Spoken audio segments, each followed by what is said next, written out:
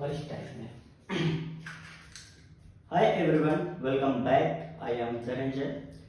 आप सभी को पता है कि एसएससी स्टेनो 2020 का जो एग्जाम है वो आपका नवंबर में था और आंसर की भी आपकी आ चुकी हैं। तो कहीं ना कहीं आप सभी को अपने मार्क्स पता होंगे और यहाँ पे मैं बता दूं कि आपका जो रिजल्ट है वो आपका जनवरी लास्ट या फेब में एक्सपेक्टेड है। ऐसे में आप सभी लोगों के मन में बहुत सारे डाउट आते हैं। मैं भी जब एक एस्पिरेंट था, मेरे मन में भी आते थे कि भाई किस तरीके से आगे की प्रिपरेशन करनी है, आगे कैसे क्या प्रैक्टिस करनी है। जिनको शॉर्ट आती है उनको क्या स्ट्रेटेजी होनी चाहिए, जिनको नहीं आती है उनकी क्या होनी चाहिए और जो बिगिनर्स है उनकी क्या होनी चाहिए। साथ ही साथ बहुत से ऐसे स्टूडेंट हैं जिन्होंने 2019 में गलतियां करी स्किल टेस्ट में, जिसके कारण ज़्यादा मार्क्स लाने के बाद भी वो बाहर हो गए। तो मेक श्योर आप स्किल टेस्ट के लिए प्रिपेयर होइए। यहाँ पे मैंने कुछ पॉइंट्स आपको दिए हैं जो कि बहुत ही ज़्यादा इंपॉर्टेंट है। अगर आप एसएससी स्टेनोग्राफर 2020 निकालना चाहते हो तो आप इस वीडियो को ध्यान से और जो भी मैं आपको चीज़ बताऊं वो आप उसी को ही लेके चलिएगा। और कहीं भी अगर आपको कुछ डाउट आता है या इसके अलावा भी आपको कुछ पूछना है तो आप मुझसे कमेंट सेक्शन में लिख के पूछ सकते हैं। साथ ही साथ आप टेलीग्राम चैनल भी ज्वाइन कर सकते हैं जहाँ पे बहुत सारे ऐसे सिलेक्टेड स्टूडेंट हैं जो आपको गाइड करेंगे। ठीक है, तो चलते हैं अपने पॉइंट की तरफ। सबसे पहले आप जो पॉइंट देख रहे हैं वो है व्हेन टू स्टार्ट। मान लीजिए कि आप बिगिनर्स हैं या आपको शॉर्टहैंड नहीं आते तो आपको कब स्टार्ट करना है। तो पहली चीज आप ढूंढना चालू कीजिए कि आपके एरिया में कोई ऐसा ट्यूटर है जो आपको शॉर्टहैंड सिखा सके। अगर नहीं है तो आप मुझे पिन कोड या एरिया का नाम आप दीजिए तो उसके नियर बाई मैं आपको बता सकता हूँ। नहीं हो सकता है तो मैं कहीं ना कहीं आपको बुक सजेस्ट कर सकता हूँ कि आपको कौन सी बुक लेनी है और किस तरीके से आपको प्रिपरेशन करनी है, मैं आपको गाइड कर सकता हूँ। तो अगर आपको बुक के लिए पूछना है तो आप कमेंट सेक्शन में लिख के पूछ सकते हैं। स्टेनो स्टार्ट करने के लिए आपको दो चीजें बहुत ही अच्छे से आनी चाहिए कि भाई लैंग्वेज सिलेक्शन क्या होता है, क्योंकि बहुत ऐसे स्टूडेंट है जो लैंग्वेज सेलेक्ट नहीं कर पाते हैं। तो मैं आपको बता दूं कि स्टेनो जो होती है वो आपकी हिंदी में भी होती है, इंग्लिश में भी होती है। तो ये एक चीज ध्यान रखिए कि लैंग्वेज सिलेक्शन में जो लड़के गलती करते हैं आप वही लैंग्वेज सिलेक्ट करिएगा जिसको आप अच्छे से सुन और पढ़ सकते हैं, क्योंकि सुनने का बहुत ही ज्यादा इंपॉर्टेंट होता है। वहां पे स्पीच लगातार चला करती है एग्जाम में और आपको लिखना होता है, तो आप एक गुड लिसनर होने चाहिए। ठीक है, बहुत ऐसे लड़के जो इंग्लिश में करते हैं फिर बाद के हिंदी स्विच करते हैं, तो ऐसा मत करिएगा क्योंकि आपको फिर आपका जो टाइम है वो वेस्ट होगा। ठीक है, तो लैंग्वेज सिलेक्शन अगर आपको कुछ पूछना है तो आप मुझसे एक बार कमेंट सेक्शन में पूछ लीजिएगा लैंग्वेज भी। ठीक है, बात करते हैं सेकंड की मिनिमम टाइम की। भाई जो बिगिनर्स हैं जो भी सीख रहे हैं या सीखना चाहते हैं उनके लिए मिनिमम टाइम कितना लगता है। तो मैं आपको बता दूं कि अगर आप एक कोचिंग इंस्टीट्यूट से सीखते हैं तो मैक्सिमम 5 से 6 मंथ, ये मैक्सिमम आपको मैं बता रहा हूँ। ठीक है, अगर आप सेल्फ से सीखते हैं तो वो आपकी कैपेसिटी के ऊपर रहता है। आप चाहो तो 3 से 4 मंथ में बुक कंप्लीट कर सकते हो, क्योंकि बुक से ही मेन आपको सीखना होता है और प्रैक्टिस भी आपको करनी है। ठीक है, और जैसे ही आपका सिलेबस खत्म होता है तो सिलेबस का टाइम, इसके बाद आपको प्रैक्टिस करनी होती है। प्रैक्टिस में आपको कुछ नहीं करना है, जो बुक्स में शब्द चिन्ह होते हैं उनको याद करना होता है, जो आपकी वर्ड्स होती है उनको करना है। और इसके बाद आपको लगभग 2 से 3 महीने अगर आप ऑनेस्टली करते हो तो आपको स्पीड में लगभग 2 से 3 महीने आप करोगे तो 90 से 100 तक की इजीली स्पीड आ जाएगी अगर आप प्रैक्टिस करते हो। तो ये मिनिमम टाइम का आपका हो गया। नेक्स्ट हम बात करते हैं कि भाई टाइपिंग। तो टाइपिंग के लिए आपको एक चीज ध्यान रखनी है कि जो लैंग्वेज आप सेलेक्ट करोगे, हिंदी सेलेक्ट की तो आपको हिंदी की टाइपिंग आपको आनी चाहिए, इंग्लिश सेलेक्ट की इंग्लिश की भी। हिंदी में मैं आपको बता दूं कि हिंदी में लोग अलग अलग फॉन्ट में सीखते हैं। जैसे कई लोगों का स्टेट का भी एग्जाम होता है तो वो कृतिदेव सीखते हैं। अगर आपने कृतिदेव में टाइपिंग सीखी है वो भी ठीक है, मंगल में सीखी है मंगल में भी ठीक है, और एक और रहती है आई थिंक, तो अगर आप उसमें भी सीखिए तो वो भी चल जाएगी। टाइपिंग का फॉन्ट का कोई इशू नहीं हिंदी में, और इंग्लिश में तो एक ही फॉन्ट रहता है। स्पीड की मैं बात कर दूं कि स्पीड आपकी, जैसे कुछ लोग कहते हैं कि स्पीड 50 होनी चाहिए, 45 होनी चाहिए। तो स्पीड के लिए मैं बता दूं कि डिपेंड करता है कि आपका शॉर्ट हैंड कैसी है। अगर आप शॉर्ट हैंड को अच्छे से पढ़ लेते हो तो आपकी स्पीड जो है 35 वर्ड पर मिनट भी सफिशिएंट है। लेकिन अगर आप नहीं पढ़ पाते हो तो आपके लिए 50 वर्ड पर मिनट भी स्पीड बेकार है। तो मेक श्योर आपकी शॉर्ट हैंड पढ़ने की कैपेसिटी कैसी है उसी अकॉर्डिंगली, अगर अच्छी है तो 30 वर्ड पर मिनट भी आपकी टाइपिंग जो है वो सफिशिएंट है। टाइपिंग को लेकर आपको डाउट करने की कोई भी जरूरत नहीं है। टाइपिंग का पॉइंट आपका क्लियर होगा। अगर आप कुछ पूछना है तो कमेंट सेक्शन में मत भूलिएगा, बिल्कुल बेफिक्र होकर आप पूछ सकते हैं, क्योंकि तैयारी आपको करनी है और कहीं ना कहीं सिलेक्शन होगा तो आपको ही बेनिफिट होगा।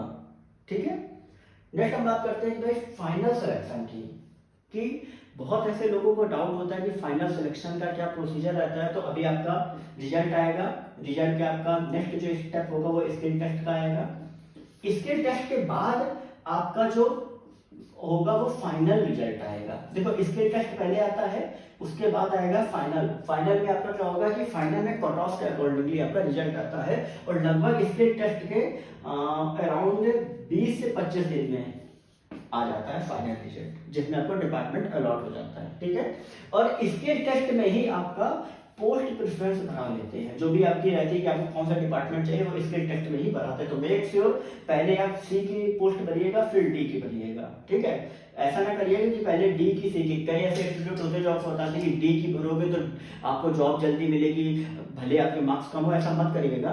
वो सीक्वेंस के अकॉर्डिंग आती है, सी और डी में भरिएगा। ठीक है, चौथा आपका पॉइंट क्लियर। पांचवा बात करते हैं कि स्किल टेस्ट एक्सपेक्टेड मार्क्स, ये इंपॉर्टेंट पॉइंट है। और क्यों इंपॉर्टेंट है, क्योंकि आप में से बहुत से ऐसे लोग हैं जो अभी नहीं जानते कि स्किल टेस्ट कब होगा। तो मैं आपको अभी ये बात बता रहा हूं कि स्किल टेस्ट के लिए आपको मिनिमम 6 से 7 महीने तो मिलते ही मिलते हैं, उसके ऊपर आपको कम से कम 2-3 महीने मिलते हैं। अभी बताता हूं मैं कि आपका जो एग्जाम है, रिजल्ट है वो आपका जैन लास्ट है और फेब्रुअरी फर्स्ट वीक में एक्सपेक्टेड है। ठीक है, अब इसके बाद ये होता है कि भाई हो सकता है कि 1-2 मंथ में एग्जाम करा दे, लेकिन आप सभी को पता है कि 2022 में आपके इलेक्शंस है, यूपी के भी हैं, दिल्ली वगैरह के भी इलेक्शंस हैं, जिसके कारण कहीं ना कहीं आपके जो एग्जाम है वो पोस्टपोन होंगे। उस टेन्योर में आपके कहीं भी एग्जाम नहीं होंगे।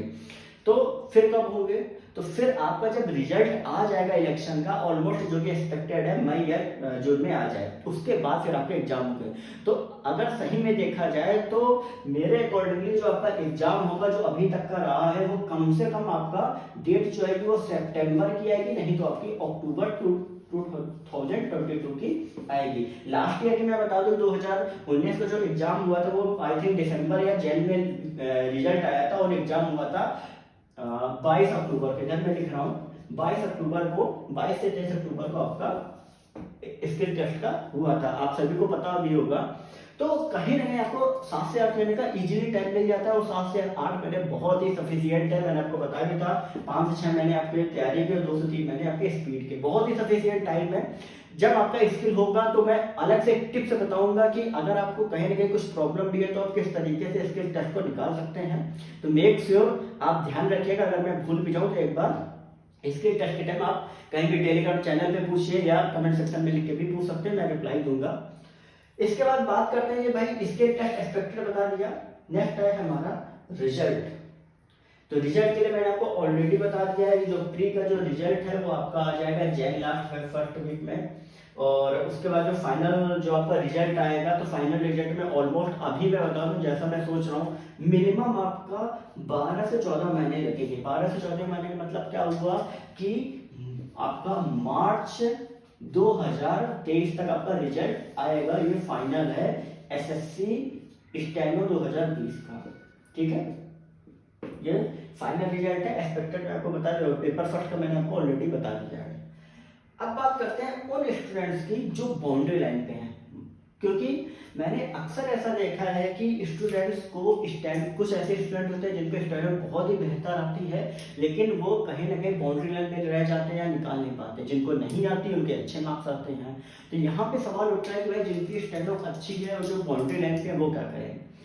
तो सबसे पहली चीज मैं आपको बता दूं कि अगर आप बाउंड्री लाइन पे हैं तो आप कोशिश यही करिए कि किसी भी तरीके से स्टेनो का स्किल टेस्ट निकालिए, क्योंकि आप अगर ये सोचेंगे कि मैं बाउंड्री लाइन पे हूँ और मैं सिलेक्ट नहीं हो पाऊंगा तो यही आपकी सबसे बड़ी गलती है। क्यों मोस्टली केसेस में हुआ क्या है कि कई ऐसे लोग हैं जो बाउंड्री लाइन पर भी सिलेक्ट हुए हैं। बात करते हैं हम रिजल्ट 2000 एसएससी स्टेनो 2016 के रिजल्ट की। सबको एक बात लग रहा था एसएससी 2000 स्टेनो 2016 में जो आपकी स्टार्टिंग में वैकेंसी आई थी वो आपकी थी टोटल मिला के ग्रुप सी में लगभग 11 के आसपास थी, ग्रेड सी में और ग्रेड डी में थी आपकी 600 के आसपास, टोटल 611 वैकेंसी थी। आपको पता है कि जैसे ही रिजल्ट आने वाला है तो उसके लगभग 1 महीने पहले वैकेंसी जमा करके हो गई थी 1293 के करीब, डबल हो गई थी, ठीक। और उसके बाद जैसे ही स्टेट टेस्ट का रिजल्ट आया तो उतने स्टूडेंट इनको मिले ही नहीं जितने वैकेंसी थी इनकी। टोटल स्टूडेंट थे ऑलमोस्ट 1175 के आसपास स्टूडेंट थे, या 1190 के आसपास। वो सिर्फ इसके टेस्ट में ही सेलेक्ट हुए थे, और उसके बाद जो मेरिट बनी थी, आप विश्वास नहीं करेंगे, वो बेस जो मेरिट पेपर फट की थी वहीं से ही मेरिट उठी थी, और बाद में वैकेंसी भी आपकी बच गई थी क्योंकि स्टूडेंट मिले नहीं थे। तो आप बिल्कुल भी संकोच चिंता मत करिए, आप सिर्फ इसके टेस्ट में बेहतर देके आइए, इसके टेस्ट निकालिए, और उसके बाद अगर आपकी लक रहा, किस्मत रहे, तो हो सकता है कि आप सिलेक्ट हो जाए। तो आपको निराश होने की बिल्कुल भी कोई भी जरूरत नहीं है। आप ये मत सोचो कि नहीं यार मेरे कम मार्क्स हैं, क्योंकि ऐसा ना हो कि आप ये सोच के इसके टेस्ट में आप अपना बेहतर ना करो, फिर बाद के रिजल्ट आए आपका ना हो, और कट ऑफ जो है वो बेस कट ऑफ जो हमारी पेपर फर्स्ट की है वो वहां तक जाए। तो आप अपना पूरा 100% दे के आइए, और उसके बाद जो है वो आप छोड़ दीजिए। जो अगर आपको वाकई में लगता है कि नहीं हाँ मतलब मैं काबिल हूँ, तो आप निश्चिंत रहिए, कहीं ना कहीं से आपका सिलेक्शन हो ही जाएगा, ठीक है। तो बेसिकली क्या है कि आपको सिर्फ अपने जो आगे जो एग्जाम आ रहा है उस पर आपको सिर्फ फोकस करना है, और बाकी किसी चीज पे आपको ध्यान नहीं देना है। और साथ ही साथ आपको मैं एक और चीज सजेस्ट करूंगा कि जैसे ही आपका स्किल टेस्ट कंप्लीट हो, आप नेक्स्ट जो आपका एग्जाम है एसएससी का जो भी होगा, अभी तो कैलेंडर का चल रहा है, जैसे ही इसके बाद तब तक कैलेंडर का नोटिफिकेशन भी आ जाएगा, तो उसके बाद नेक्स्ट आप उसके रिटर्न की भी तैयारी स्टार्ट कर दीजिएगा जैसे स्किल टेस्ट का आपका एग्जाम हो। क्योंकि कहीं ना कहीं जिन स्टूडेंट्स को डाउट है, या कई बार किसी को डिपार्टमेंट या दूर मिल जाता है, तो उनके लिए बेहतर अपॉर्चुनिटी है कि नेक्स्ट ईयर में वो स्विच कर सकते हैं, ठीक है। तो आगे आप प्रिपरेशन अपनी कंटिन्यू करिए, उसको रोकने की कोई भी जरूरत नहीं है। लेकिन अभी मेन फोकस आपको जो रखना है वो आपको रखना है आपका स्किल टेस्ट पे, स्किल टेस्ट की प्रिपरेशन कैसे करें, ठीक है। तो इसके अलावा अगर कोई डाउट है, मैंने सारे डाउट्स यहाँ पे मैंने क्लियर कर दिए, लेकिन अगर आपको कोई डाउट मन में अभी भी आ रहा है तो आप मुझसे कमेंट सेक्शन में लिख के पूछे। मैं ऑलरेडी आपको बता चुका हूँ कि टेलीग्राम चैनल आप ज्वाइन करिए, वहां पे बहुत से ऐसे लोग हैं जो आपका डाउट दूर करेंगे, क्योंकि डाउट क्लियर होना चाहिए हर स्टूडेंट का जो प्रिपरेशन कर रहा है। तो अगर इसके अलावा अगर कोई अपडेट आती है, मुझे लगता है कि नहीं हाँ और भी कुछ ऐसा है जो आपको बताना चाहिए, तो मैं आपको इस चैनल पे बताऊंगा। साथ ही साथ आप सिर्फ अपनी स्टडी पे फोकस करिए। आप शाम के 5 मिनट के लिए यूट्यूब खोलिए, आप चैनल को सब्सक्राइब बेल आइकन अगर दबाएंगे तो आपको नोटिफिकेशन जो भी हमारे चैनल का होगा वो आपको मिल जाएगा। आपको वीडियो देखनी है, उसके बाद आपको क्या अपने ऊपर इम्प्रूवमेंट करना है वो आप करिए, और पेपर की पूरे मन से तैयारी करिए। तो make sure like and subscribe and hit the bell icon, ठीक है। Thank you.